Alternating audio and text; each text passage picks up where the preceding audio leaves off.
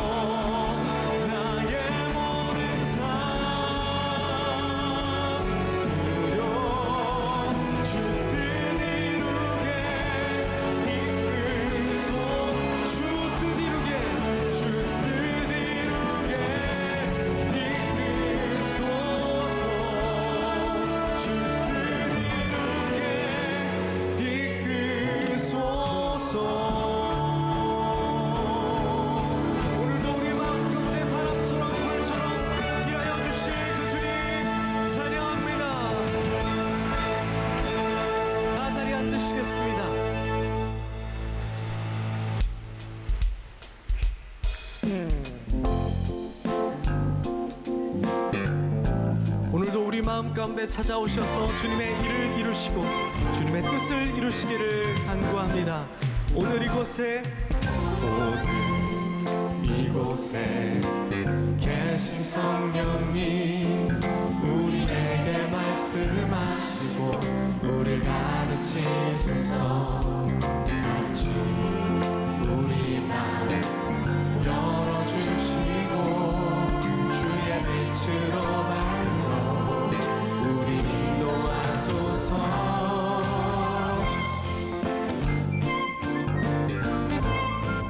주님 오늘 이곳에 좌정하여 주소서. 당신의 뜻이 이루어지게 하여 주옵소서. 오늘 이곳에 계신 성령님 우리에게 말씀하시고 우리를 가르치소서. 같이 우리 맘 열어주시고 주의 빛으로 밝혀 우리를 인도하소서. 주님보다 앞서지 않고 겸손하게 주님의 말씀 기다리니 주님 손에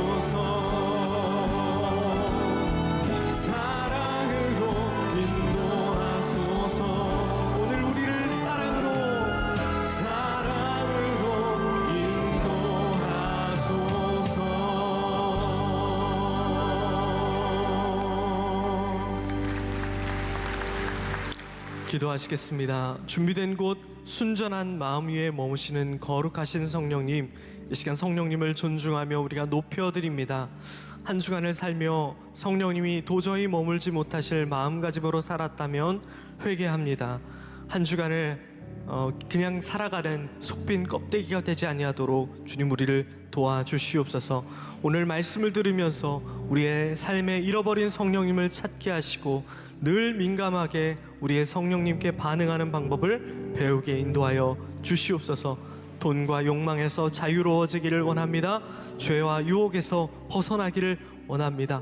우리가 하나님의 뜻을 따라 선택하며 하나님의 기쁘심을 따라 사는 우리가 되게 하여 주시옵소서. 악을 버리고 신령한 것을 쫓아 사는 한 주간이 되도록 붙들어 주시옵소서. 이 모든 말씀 제자들에게 성령 받으라 명령하신 예수님 이름으로 기도합니다. 아멘. 오늘 우리에게 주시는 하나님의 말씀은 히브리서 13장 5절입니다. 돈을 사랑하지 말고 있는 바를 족한 줄로 알라. 그가 친히 말씀하시기를 내가 결코 너희를 버리지 아니하고 너희를 떠나지 아니하리라 하셨느니라. 이는 살아계신 하나님의 말씀입니다. 아멘.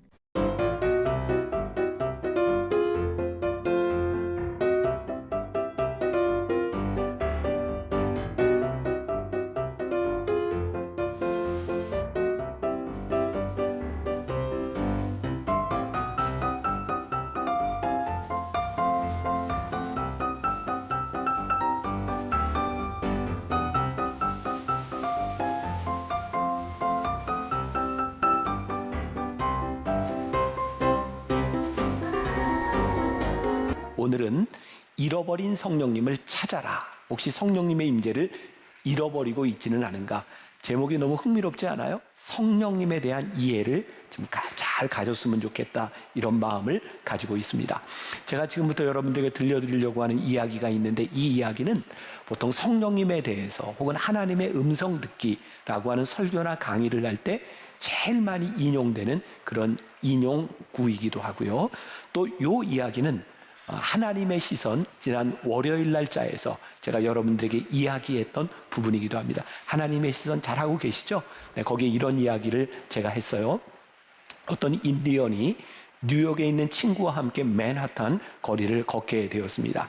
거리를 걷다가 그렇게 사람도 많고 차가 빵빵거리기도 하고 시끄러운데, 인디언이 걷다가 귀뚜라미 소리가 들리네 라고 이야기를 하죠. 그래서 뉴욕의 친구가 아니 어떻게 여기서 귀뚜라미 소리가 들리냐고, 그럴 수 없다고 그러는데, 이 인디언 친구를 찾아 이렇게 그 맨하탄 사이에 보도블록을 가다 보니까 거기 보도블록 사이에 풀들이 올라와 있고 거기에서 귀뚜라미가 울고 있었어요. 뉴욕의 친구가 신기한 듯이 말을 하죠. 자네에게는 특별한 조는 사람이 있을까 봐, 네, 특별한 은사가 있는가 봐 라고 했더니, 이 인디언 친구가 그 맨하탄 거리를 걷고 있는 사람들 뒤에 동전을 몇 개를 딱 떨어뜨리죠. 근데 사람들이 다 뒤를 돌아봅니다. 이렇게 얘기를 합니다. 사람들은 무엇에 관심을 가지고 있느냐에 따라 그 소리를 들을 수 있다. 이게 하나님의 음성 듣기를 이야기하면서 이 예화를 많이 씁니다.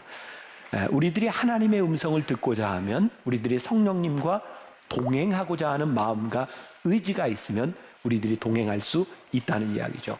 자, 오늘 본문 말씀, 우리가 성령님을 잃어버리는 이유, 오늘 말씀이 이렇게 시작합니다. 돈을 사랑하지 말고, 그리고 쭉 가서 이렇게 표현이 되어 있어요. 내가 결코 너희를 버리지 아니하고 너희를 떠나지 아니하리라. 보니까 돈을 이렇게 사랑하는 것과 이렇게 성령님의 약속은 이렇게 대척점에 서 있는 것 같아요. 중요한 것, 이 돈이라고 하는 것은 단순히 우리들이 생각하는 이런 돈을 이야기하는 것이 아니라 어떤 물질, 어떤 욕망에 대한 부분이기도 합니다. 너희들이 돈을 사랑하지 않고 살아갈 수 있는 방법이 있다. 그게 뭐냐면 우리에게 약속하신 성령님이 우리를 떠나지 아니하시겠다고 하는 이 말씀을 붙들 때이다. 우리들이 어떻게 돈으로부터 자유롭고 이 성령님과 함께 동행할 수 있는가? 이 물음은 우리들에게 이런 질문을 던져줍니다. 여러분은 얼마나 돈으로부터 자유로울 수 있습니까? 여러분들은 하나님의 약속을 붙들고 살 만한 믿음이 있습니까? 그러고 보니까 우리들이 하나님의 약속을 신실하게 붙들 수 있었을 때는 사실 우리의 욕망에 그렇게 쉽게 흔들리지 않습니다. 그런데 하나님이 우리와 동행하는 것을 잃어버리면 우리는 우리들이 원하는 것, 욕망에 집착할 때가 많이 있습니다. 그리고 우리들의 삶에 어느 때 우리를 화나게 하는 일, 우리를 분노하게 하는 일들을 보면 대개가 어떤 부분이냐면 우리의 욕망들이 이루어지지 않거나 우리들이 집착하는 대로 되지 않을 때 우리들이 화가 나거나 분노가 일어나는 것도 보게 됩니다. 우리들이 성령님과 동행하게 될 때에 돈에 집착하지 않고 성령님과 동행할 때에 우리들이 삶을 살아갈 수 있는 것, 그것은 어떤 것일까? 이제 오늘 말씀을 통해서 여러분들의 삶을, 신앙을 한번 이렇게 잘 적용해 보면 좋을 것 같아요. 데살로니가전서 5장 19절에 보면 아주 간단한 말씀이 한 절 있습니다. 성령을 소멸치 말아라. 이 말 가운데 보니까 성령을 소멸하는 것은 외부의 요인이라기보다는 우리의 삶의 의지에 의해서 성령님이 소멸될 수도 있다는 거예요. 자, 이어서 데살로니가전서 5장 20절부터 22절에 보면 아주 간단하게 또 이런 말씀이 나와 있어요. 예언을 멸시하지 말고 범사에 헤아려 좋은 것을 취하고 악은 어떤 모양이라도 버리라. 그러니까 우리들의 의지에 의하여 우리들이 성령님과 동행을 할 수도 있고 성령님을 소멸할 수도 있다는 거예요. 자, 성령님을 소멸한다고 하는 것, 우리들 속에 성령이 소멸됐다면 나는 두 가지 이유 중에 하나다라고 생각해요. 자, 이 생각을 상상을 해보죠. 불이 이렇게 막 타고 있어요. 근데 타고 있는 불이 꺼졌다라고 하면 둘 중에 하나겠죠. 연료가 공급되지 않아서 자연적으로 소멸이 되거나 타고 있는 불에 물을 확 끼얹으면 불이 꺼질 수밖에 없는 거죠. 지난주, 지지난주 말씀에 이렇게 빗대어서 본다고 하면 성령님의 기름 부으심이 우리들에게 계속해서 공급되지 않으면 성령은 우리 가운데서 소멸됩니다. 오늘 우리가 예배를 드리는 이유, 우리들에게 오늘 이 갈급함이 살아있어야 되는 이유는 오늘 이 예배 가운데서 성령의 기름 부으심을 우리들이 받고 이 예배 가운데 성령님이 나에게 기름 부으시는구나, 성령님이 나와 함께 하시는구나 라는 것을 고백하고 느끼게 될 때 성령님은 우리들 가운데서 소멸되지 않습니다. 또 하나, 우리들이 이 세상을 살아가며 죄를 지을 때 성령님은 우리에게서 떠나시게 되죠. 우리가 세상에서 죄를 짓는다고 하는 것은 어떤 의미일까요? 전 그런 생각이 들어요. 우리가 죄를 짓는 순간 우리는 더 이상 하나님의 다스림 가운데 살지 않을 거야 라고 생각하고 죄를 짓는 거죠. 아니, 반대로 얘기하면 우리들이 하나님의 다스림 가운데 있지 않을 때 우리는 죄를 짓게 되는 것 같아요. 죄를 지었기 때문이 아니라 어쩌면 하나님의 뜻을 묵상하며 살아가지 않기 때문에 성령님이 우리를 떠나실 때가 있는 거죠. 여러분, 사사기에 보면 그런 표현들이 참 많이 나옵니다. 그때의 이스라엘에게 왕이 없었으므로 그들의 자기의 소견에 오른 대로 행하였더라. 그 시기를 이 성경에서는 암흑시대라고 표현을 합니다. 자기 소견에 오른 대로 행하는 것만큼 우리의 영적 상태를 암흑으로 만드는 일이 없어요. 하나님이 없이 성령님과 함께 살지 않는 우리들의 삶은 자연스럽게 육신의 정욕에 떨어질 수밖에 없는 거예요. 정직하게 우리들의 삶을 한번 점검해 봅시다. 여러분들의 삶이 지금 육신적인 정욕에 따라 살아가고 있는가? 하나님의 뜻을 따라 살아가고 있는가? 어느 날 보니 내가 너무 세속적으로 변해 있는 그런 모습을 보게 된다면 우리들이 하나님과 성령님과 동행하고 있지 않은 증거 가운데 하나죠. 진짜 심각한 것은 성령님이 우리를 떠나서 성령님을 잃어버렸음에도 불구하고 그것을 의식하지 못하는 거예요. 제가 이번 시리즈 말씀을 준비하면서 R.T. 켄달 목사님의 책을 여러 권을 이제 보게 되었어요. 그 중에 성령을 소멸치 않는 삶에 보면 이런 구절이 하나 나옵니다.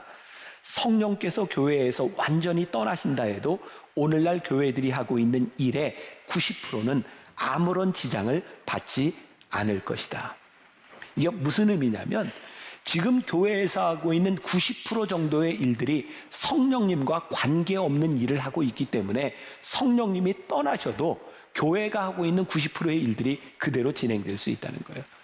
사실 이 글을 읽으면서 저에게 굉장히 많은 도전이 되었어요. 하나님, 우리가 지금 이 만나교회에서 드리고 있는 이 예배와 우리들이 만나교회에서 사역이라고 하는 그 이름으로 우리들이 하고 있는 일들이 성령님과 함께 하고 있는 일입니까? 아니면 성령님이 떠나가셨음에도 불구하고 우리의 열정으로 그저 그런 일들을 하고 있는 겁니까? 놀라운 일은 성령님이 떠나셔도 우리는 교인처럼 보이고 그리스도인처럼 보이는 일들을 할 수 있다는 거예요. 누가복음 2장 41절 이하에 보면 우리가 잘 알고 있는 유명한 이야기가 나오는데 예수님이 어린 시절 그의 어머니 아버지 마리와 요셉과 함께 예루살렘의 명절에 올라가게 된 일이 나오죠. 그리고 거기에서 이렇게 토론도 하고 그런 일이 있고 난 다음에 예수님께서 마리아와 그리고 요셉과 함께 고향으로 돌아가야 되는데 성경에 보니까 마리아와 요셉이 하루길쯤 가는 동안 예수님이 함께하지 않는다는 것을 잊고 걸어갑니다. 그리고 하루길쯤 갔을 때 예수님이 그들과 함께하지 않고 있다는 것을 발견하게 되고 예수님께로 돌아가게 되죠. 여러분, 성령님과 우리들이 동행하지 않는다고 하는 것은 우리들이 성령님을 모르기 때문에 일어나는 일도 아니고 우리들이 아무것도 하지 않기 때문에 일어나는 일이 아닙니다.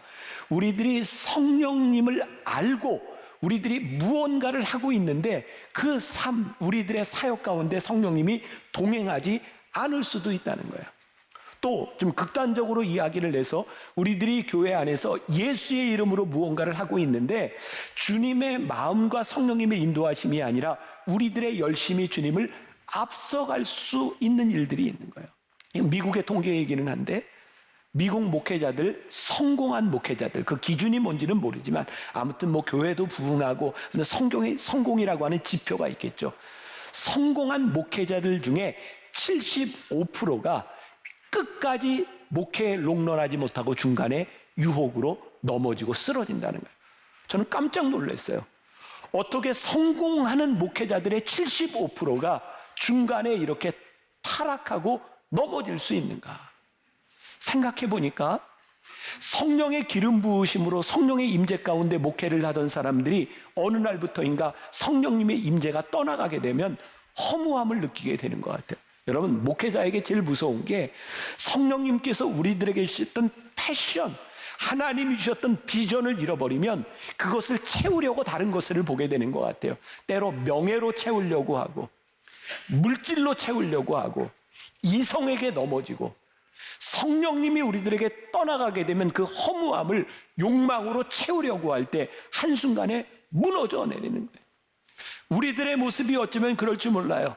하나님이 우리를 부르시는 뜨거움으로 가득했을 때 사실 우리들에게 환경에 대한 문제는 그렇게 중요하지 않았어요. 왜?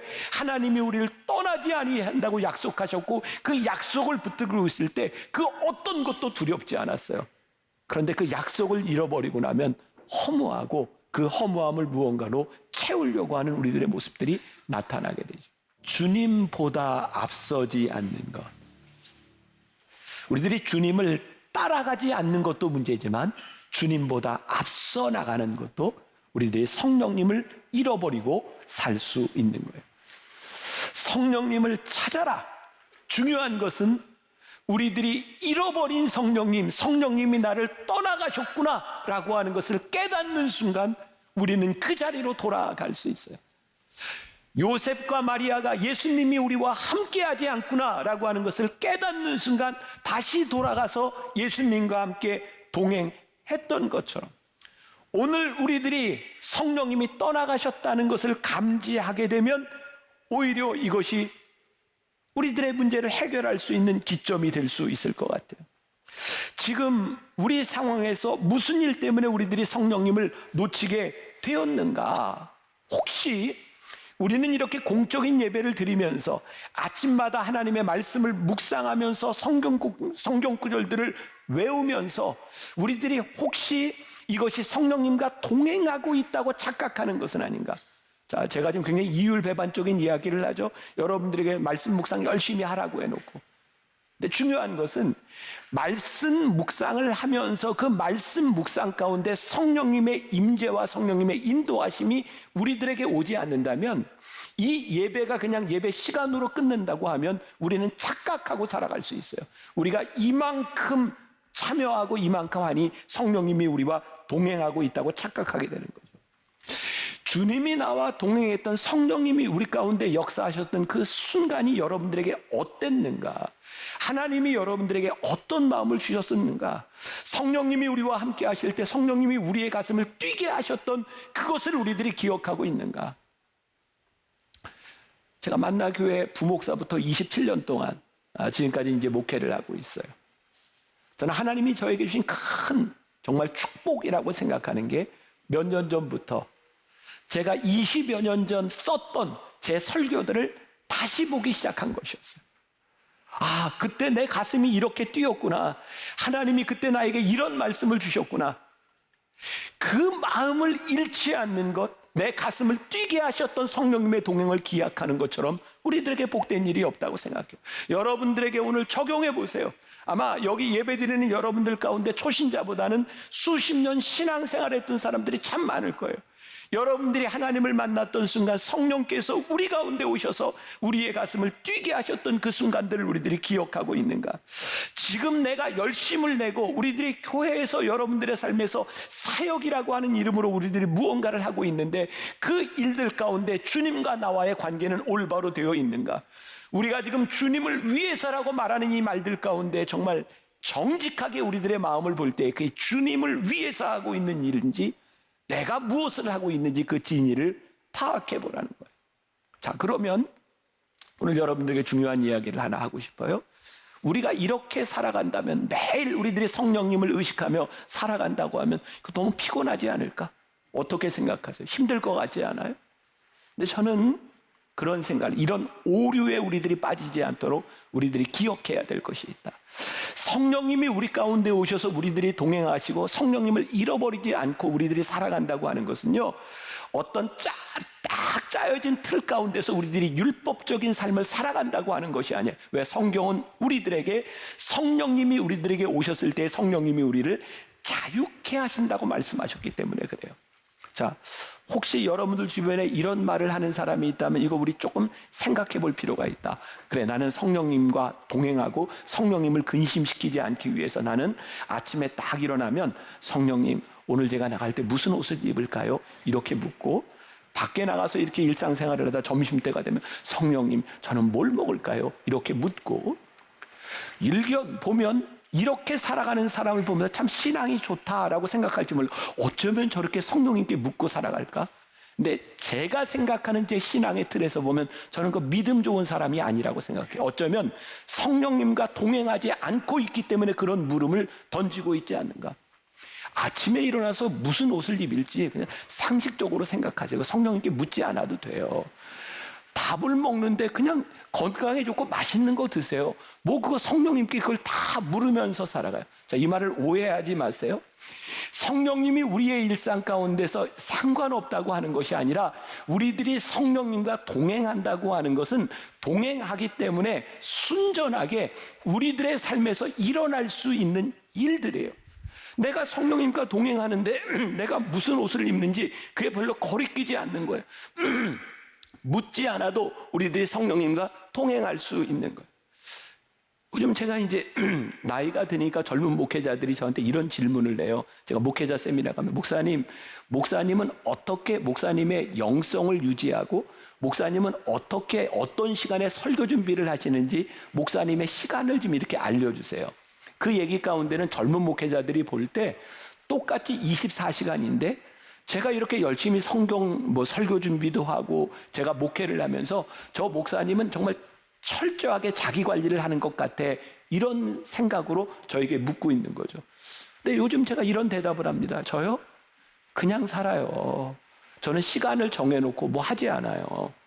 왜냐하면 언제부터인가 제가 깨닫게 된 게 있어요. 제 삶이 목회자의 삶이에요. 제가 어떤 시간을 가지든 시간이 나든 어떤 시간을 가지든 제가 하고 있는 일들이 말씀을 준비하는 일이고 목사로서 살아가는 일이에요. 제가 목사로서 살아가고 있구나라고 하는 것을 깨닫는 순간 나는 시간을 정해놓고 살아가는 것이 아니라 성령님의 인도하심을 따라 살아가는 것이 나에게 중요하구나. 저에게 자유함이 있어요. 전 여러분들이 예수를 믿으면서 예수를 믿는 것이 너무 행복하고 예수를 믿는 것이 여러분들에게 너무 자유로웠으면 좋겠어요. 제가 처음 은혜를 받고 제가 그런 결심을 했었어요. 나는 새벽을 살리라. 새벽을 살았어요. 나는 이렇게 살리라. 어느 날 보니까 그게 내 삶의 율법이 되어버렸어요. 내가 이것을 지키지 않으면 안 된다고 하는 생각들. 근데 진짜 중요한 건 성령님을 우리들이 경험하고 내가 이렇게 살아가겠습니다라고 하는 우리의 결정과 우리의 율법보다 우리들이 성령님과 동행하고 성령님을 잃어버리지 않고 살아가는가, 그것이 우리들에게 훨씬 더 중요한 일이 되었습니다. 성령을 근심시키지 않기 위해서 우리들이 무거운 멍에를 매지 말라는 거예요. 갈라디아서 5장 1절에 보니까 그리스도께서 우리를 자유케 하려고 자유를 주셨으니 그러므로 굳건하게 서서 다시는 종의 멍에를 매지 말라라고 말씀하고 있어요. 우리들이 율법적으로 우리들의 삶의 규정을 만드는 순간 어쩌면 이 규정을 떠나서 우리는 성령님을 잃어버릴지 몰라요. 그러나 우리를 자유케 하시는 성령님과 함께 민감하게 우리들이 살아갈 때 우리들의 삶은 성령님의 인도하심 가운데 살아가죠. 중요한 말씀을 드리고 싶어요. 성령님은 실수하지 않기를 원하시지만 실수를 통해서 우리를 성장시키는 분이세요. 여러분, 성령님과 동행하는데 여러분들이 실수하는 걸 너무 두려워하지 마세요. 성령님께서 우리들에게 실수한 것을 깨닫게 하시는 것이 은혜예요. 깨닫게 되면 우리들은 성장할 수 있는 거예요. 성령님은 우리들이 완전하기를 원하시는 분이 아니에요. 왜? 우리 중에 누가 완전할 수 있겠어요? 성령님은 우리들이 완전함을 향해 자라가기를 원하시는 분이에요. 성령님은 근심과 절제로 우리들이 웃음을 잃어버리기보다는 성령님과 함께 기뻐하고 살아가기를 원하시는 분이 우리 성령님이신 거예요. 우리들이 종종 성령님과 동행한다고 하는 것에 대한 오해를 이렇게 하죠. 와, 우리는 우리의 일상 24시간 가운데서 제가 이렇게 기침을 할 때는 늘 이유가 있죠. 조는 사람이 있을까 봐 깨우는 거예요. 자, 우리들이 이제 균형을 맞춰야 되겠다라고 생각하는 거죠. 그래서 우리들이 바쁜 일상 가운데도 내가 이 시간은 꼭 지켜야 되겠다라고 생각하는 거예요. 근데 그게 지켜지든가요? 우리들의 의도는 성령님의 인도하심 가운데 살아가려고 생각하지만 늘 우리들 가운데 실망감이 찾아와. 나는 이것도 지키지 못하는 사람일까? 또 이것을 지키지 못하게 하는 일들이 일어날 때마다 짜증이 나요. 화가 나요. 참 신기하죠. 우리들의 마음은 성령님과 함께 동행하고 싶다고 우리들이 만들어 놓은 그런 규칙들에 의해서 우리들이 성령님을 근심시키거나 성령님을 화나게 하는 일들이 일어날 때가 있어요. 제가 생각하는 제 믿음의 고백입니다. 우리가 성령님과 동행하고 잃어버리지 않는 이유 가운데 하나는 우리들이 성령 안에서 자유하는 거예요. 여러분들이 회사에서, 가정에서 여러분들의 일을 열심히 해야 되는 순간이 있어요. 왜? 여러분들의 직업과 여러분들의 일상은 하나님께서 우리들에게 주신 거예요. 열심히 하세요. 우리들의 삶에 최선을 다하다 보면 우리들이 성령님 안에 깨어있을 때 성령님이 우리들에게 이런 음성을 주세요. 너 그렇게만 살아가다가는 나와 너무 멀어지는 것 같지 않니? 정신이 퍼뜩 들어요. 아, 성령님, 제가 다시 영적인 삶으로 제가 돌아가겠습니다. 그래서 다시 말씀을 읽고 다시 우리들이 하나님 앞에 돌아와요. 그리고 우리들이 영적인 생활에 충실히 살아가다 보면 또 이 교회에 봉사하는 일도 열심히 하다 보면 성령님께서 또 이렇게 우리들에게 이런 걸 깨닫게 하실 거예요. 야, 네가 열심히 생활하는 것도 좋지만 내가 너에게 가정과 친구와 관계를 허락해줬는데 너 그렇게 살아가다 보면 관계가 다 깨지지 않겠니? 아, 성령님 그렇군요. 그러면 제가 가정에 열심히 또 자녀들을 위해서 모든 관계들을 위해서 열심히 살아가겠습니다. 우리가 성령님께 푹 빠져 살아가는 것도 우리들이 기쁨으로 살아가야 되고 우리들이 세상의 일을 할 때도 성령님의 인도하심을 따라 최선을 다해 기쁨으로 살아가야 되고, 여러분 하나님께서 여러분들이 영적인 삶과 성령의 인도하심을 따라가는데 영적인 삶 때문에 여러분들이 화가 나고 여러분들에게 주어진 가정과 생업이 파괴되고 있다면 하나님이 그 기뻐하실까요? 아니에요. 하나님은 우리들에게 이 모든 것을 주시고 자유하도록 우리들에게 이 모든 것을 허락해 주셨어요. 우리가 성령님께 민감하게 살아간다고 하는 것은 우리들이 어떤 삶을 살아가든지 우리들이 열려 있을 때. 제가 오래전에 여러분들에게 그런 비유로 이야기했는데 기억나시는 분이 있는지 모르겠어요. 제가 10시 예배 때는 이런 거 안 했는데 제가 이런 예를 한번 들었던 적이 있어요. 이 볼펜에 우리들이 균형을 맞추는 법, 어떻게 하면 균형을 맞출까요?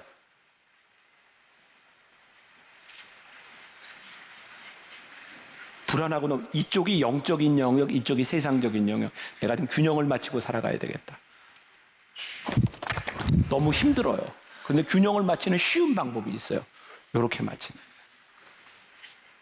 거예요. 이렇게 맞추는 거예요. 성령님이 우리들에게 지혜를 주셨어요. 내 인생에, 내 삶의 영역에 너희들이 관심을 가져야 될 때 가져라. 영적인 영역에 관심을 가져야 될 때 가져라. 성령님은 이렇게 불안하게 우리의 인생을 만드시는 분이 아니라 성령님께 순종하며 살아갈 때 그 삶을 살아가도록 우리를 인도하시는 분. 우리들이 말씀에 주목해야 될 게 있어요. 오늘 말씀에 보니까 내가 너희를 버리지 아니하고 떠나지도 아니하리라 라고 말씀하셨어요. 문제는 우리를 떠나지 않고 버리지 아니하시겠다고 약속하신 성령님을 우리들이 잃어버리기 때문에 문제가 되는 거죠. 또 중요한 이야기를 하나 합니다.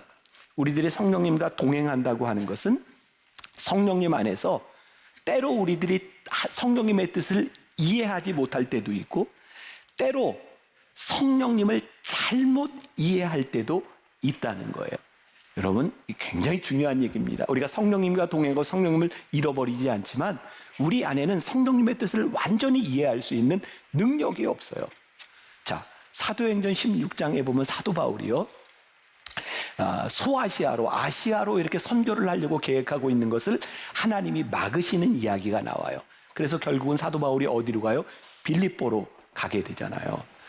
사도 바울이 소아시아로, 그 소아시아라고 하는 것은 지금의 이런 아시아가 아니라 터키 지역을 소아시아라고 불렀거든요. 소아시아 지역은 오래전에 사도 바울이 안디옥의 개척교회를 시작했고 거기에는 사도 바울의 어떤 그 사역의 준비들이 잘 돼 있는 곳이었어요. 아무리 생각해도 거기에 가서 복음을 전하는 게 훨씬 더 효과적이에요. 사도 바울은 나쁜 짓 한 사람이 아니에요. 그는 하나님의 뜻을 생각하고 선교를 생각하고 소아시아로 가려고 마음을 먹었는데 성경을 보니까 성령께서 막으셨다라고 되어 있어요. 신기하잖아요. 성령님의 뜻을 따라 살려고 하는데 성령님이 막으셨다고요. 사도 바울이 순종합니다. 그래서 이제는 비두니아로 가려고 하는데 성령님이 또 막으세요. 사도 바울이 순종합니다. 그때 사도 바울이 환상을 봅니다. 마케도니아인이 손짓하는 환상을 바라보고 사도 바울이 성령님이 여기가 아니라 그쪽으로 오라고 하시는구나 라고 하는 것을 깨닫고 빌립보로 향하게 되죠. 굉장히 중요한 얘기입니다. 우리들이 성령님의 인도하심을 따라 살아갈 때 성령님이 우리를 막으시는 것을 경험해요. 우리가 성령님을 따라 살아갈 때 성령님이 우리를 인도하시는 것을 경험해요. 그런데 성령님을 잃어버리고 살면 성령님이 우리 가운데 어떻게 역사하시는지를 전혀 경험하지 못해요. 저는 만나교회 목회를 하면서 저에게 그런 간증이 있는 거예요. 제가 무슨 생각을 하겠어요? 저는 24시간 교회 생각이에요. 하나님이 저에게 여기를 목양지로 맡겨주셨으니까 오늘 아침에도 아내하고 둘이 밥을 먹는데 그런 얘기를 했어요. 내가 아무리 생각해봐도 내 삶의 늘 우선순위는 교회인 것 같아. 늘 그랬어요. 제가 무슨 나쁜 짓을 생각하겠어요. 그런데 제가 늘 생각하고 기도하고 교회 사역을 하는데 하나님이 막으시는 때가 있더라고요. 근데 놀랍게도 하나님이 막으실 때는 하나님이 막으시는 이유가 있어요. 내가 무슨 일을 하는데 하나님이 인도하실 때는 하나님이 인도하시는 이유가 있더라고요. 그래서 그런 고백을 해요. 아, 하나님이 이 일을 막으실 때 이래서 막으셨구나. 그게 제 삶의 스토리 간증이 돼요. 하나님이 인도하실 때 하나님이 나를 이렇게 인도하여 가시는구나. 그것이 내 삶의 스토리가 되는 거예요. 이 삶의 스토리가 우리를 붙잡아 주는 거예요. 오늘 여러분들한테 도전하고 싶은 거예요. 잃어버린 성령님을 찾아라. 성령님이 우리 가운데 동행하실 때 정말 중요한 것은 막으심도 보이고 인도하심도 우리 가운데 보여진다는 거예요. 그럼 사도 바울에게 있어서 성령님께서 막으시는 이 시간이 굉장히 힘들었으리라고 생각되지 않습니까? 아니, 성령님이 왜 막으셔? 여러분들의 삶에 여러분들이 믿음으로 살아가려고 하는데 하나님께서 여러분들의 길을 막으실 때 그 기다림의 시간이 우리들에게 얼마나 힘든 시간이겠습니까? 여러분, 기다림의 시간은 우리 인생의 공백과 같이 느껴지는 시간입니다. 제가 내년도 변화선 새벽기도회 설교를 다 맞춰놨어요. 이 기다림에 대한 말씀을 나누려고 해요. 저에게 참 놀라운 깨달음이었어요. 기다림의 시간이 우리들에게 공백처럼 느껴지지만 그 시간이 결코 헛된 시간이 아니라 그 시간을 통하여 성령의 인도하심을 우리들이 깨닫는 시간이기 때문에 오늘 혹시 여러분들의 삶에 이 기다림과 공백의 시간을 가고 있는 사람이 있다면 그것이 결코 헛된 시간이 아니다. 우리가 성령님의 인도하심 가운데 이 길을 가고 있는 것. 정리해요. 성령님과 동행할 때 성령님이 원하시지 않는 것을 알게 되고 성령님과 동행할 때 성령님이 원하시는 것도 알게 된다는 사실이에요. 성령님을 찾았다는 증거는 무엇인가? 성령님이 우리 가운데 역사하신다는 것을 깨닫게 되는 거예요. 갈라디아서 5장 22절부터 23절 유명한 말씀이 있어요. 같이 봅니다. 자, 시작. 오직 성령의 열매는 사랑과 희락과 화평과 오래 참음과 자비와 양성과 충성과 온유와 절제니 이 같은 것을 금지할 법이 없느니라. 성령님이 우리들과 함께 동행하실 때 우리들에게서 성령의 열매를 맺어요. 성령의 열매가 뭐예요? 사랑과 희락과 화평과 오래 참음과 자비와 양선과 충성과 온유와 절제니. 여러분들에게 또 도전을 드릴 수 있을 것 같아요. 여러분들이 성령님과 동행한다는 명백한 증거는 이 열매가 우리들에게서 열리는 거예요. 저는 이제 60 넘어가면서 요즘 부쩍 느끼는 게 나이 들미 축복이구나. 그런 생각을 참 많이 해요. 제가 오늘 여기에서 이렇게 설교자로 여러분들과 함께 만나서 이 말씀을 전하는데 저는 감사한 게 제가 목회하면서 하나님께서 나로 하여금 나이가 들면서 완전할 수는 없지만 성령의 열매를 맺게 하시는구나. 나이가 들면서 내가 조금 더 오래 참을 수 있게 되었구나. 모르겠어요. 전 좀 온유해진 것 같아요. 옛 모습을 모르니까 비교가 잘 안 돼요. 제가 성령의 열매가 내 안에서 나를 변화시켜 준다고 하는 믿음과 확신이 저에게 있어요. 저는 그게 제가 여기 서 있는 가장 감사한 이유라고 생각합니다. 우리가 성령의 인도하심 가운데 살기 때문에 여러분들에게 맺혀지는 성령의 열매가 성령의 역사예요. 그게 우리들에게 나타나고 있는가? 그런가 하면 육신의 열매도 우리 정욕의 열매도 분명하게 나타나는데 성령을 거스르면 육체의 열매를 맺게 되는데 5장 19절부터 21절에 보니까 육체의 일은 분명하니 곧 음행과 더러운 것과 호색과 우상숭배와 주술과 원수 맺는 것과 분쟁과 시기와 분냄과 당 짓는 것과 분열함과 이단과 투기와 술취함과 방탕함과 또 그와 같은 것들이라. 전에 너희에게 경계한 것 같이 경계하노니 이런 일을 하는 자들은 하나님의 나라를 유업으로 받지 못할 것이요. 오늘 여러분들에게 시기와 분냄과 질투와 분쟁이 일어나고 있다면 우리는 지금 육신의 열매를 맺고 있는 거예요. 성령의 열매가 분명하게 우리들에게 나타나듯 성령을 근심하게 하는 육체의 열매도 애매모호하지 않다는 거예요. 고린도전서 3장 16절 너희는 너희가 하나님의 성전인 것과 하나님의 성령이 너희 안에 계시는 것을 알지 못하느냐. 우리가 하나님의 성전이기 때문에 하나님의 성전인 우리에게서 해야 하는 일과 하지 말아야 되는 일들이 분명하게 나타난다는 거예요.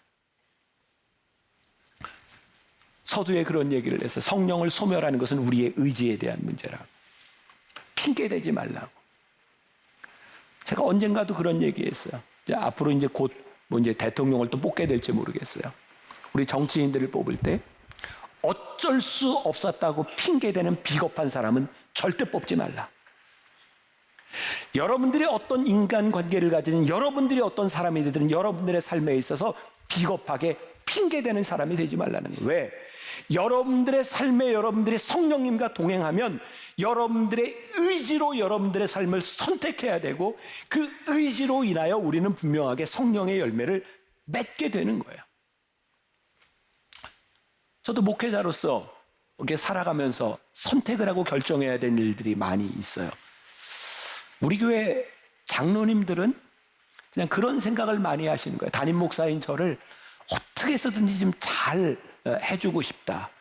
뭐 제가 이제 뭐 교회에서 차를 사줄 때도 그렇고 제가 이제 오래되면 20여 년 동안 9층에서 살던 저희 집을 내놓고 제가 이제 이사를 갑니다. 저 위에 공간도 우리 교인들을 위한 공간으로 이렇게 리모델링해서 이제 내놓으려고 그래요. 제가 나갑니다.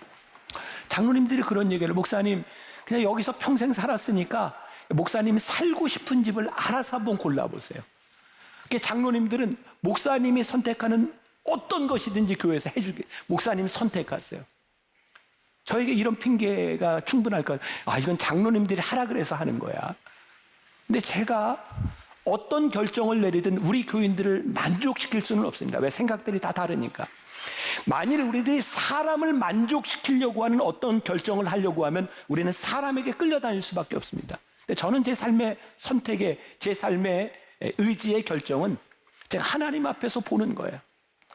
하나님 제가 만나기 위해 목사로 살아가면서 어떤 결정을 내리는 게 제가 성령님의 음성을 듣고 성령님의 마음을 거스리지 않는 일이겠습니까? 사람을 만족시킬 수는 없지만 제가 성령님 안에서 결정하는 일들에 대하여 저는 책임을 지고 살아갈 수밖에 없는 거예요. 왜? 저는 그게 성령의 사람이라고 생각해요. 여러분들의 삶의 모든 결정의 시간들 가운데 사람 앞에서 여러분들이 하는 것이 성령님 앞에서 여러분들이 결정한다면 하나님께서 그 결정들을 아름답게 받아주실 수 있지 않겠는가. 시간이 왜 이렇게 빨리 가요?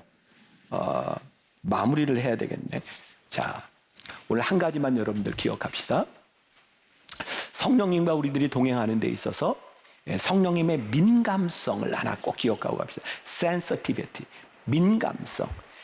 민감하다고 하는 것은 본질적으로 이렇게 다치기 쉬운 성향이 있다고 하는 것이고 또 하나는 다른 사람들의 감정과 필요를 잘 아는 능력, 그게 sensitivity입니다.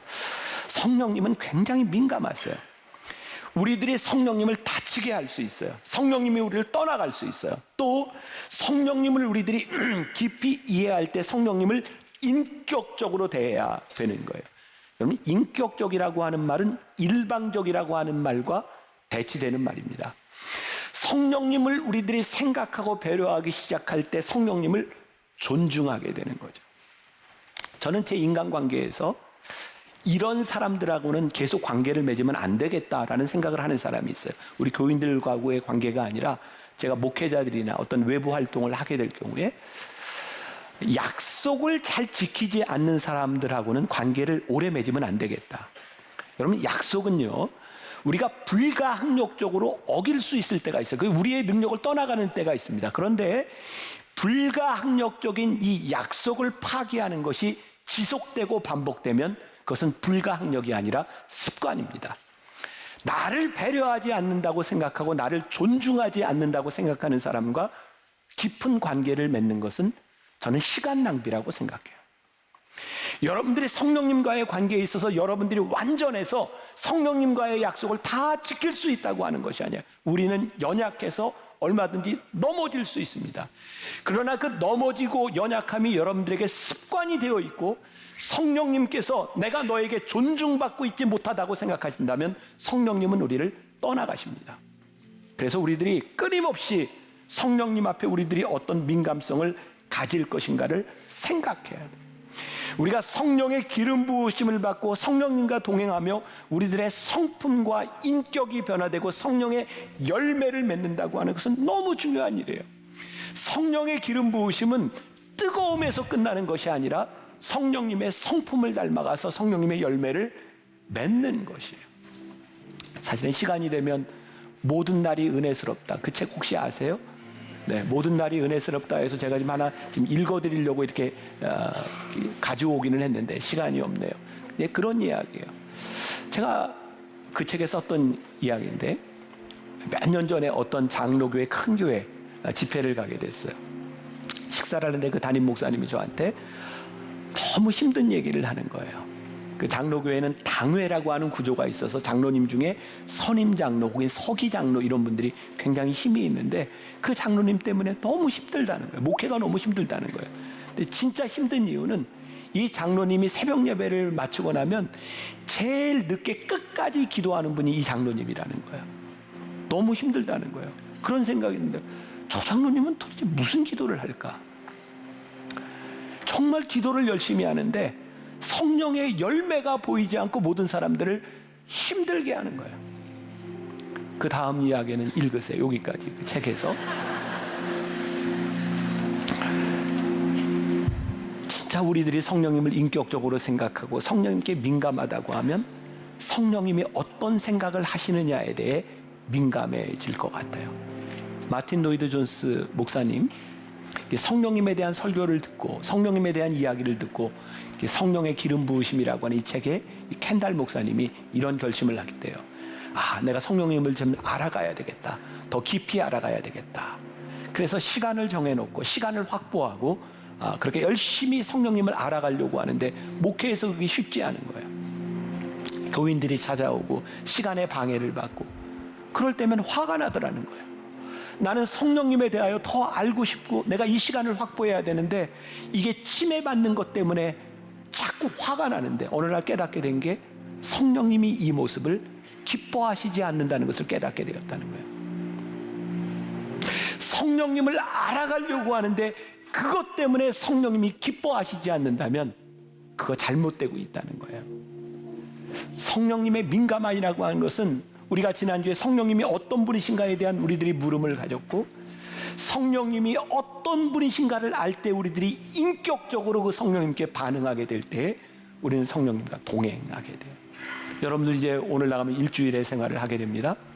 저는 예수 믿는 우리들이 율법적인 삶으로 여러분들이 근심하고 걱정하는 사람이 아니라 여러분들의 삶에서 성령님과 동행하기 때문에 성령님을 기뻐하시는 일이 무엇인가를 생각하고 살아간다면 여러분 어떤 일을 해도 절대로 빗나가지 않습니다.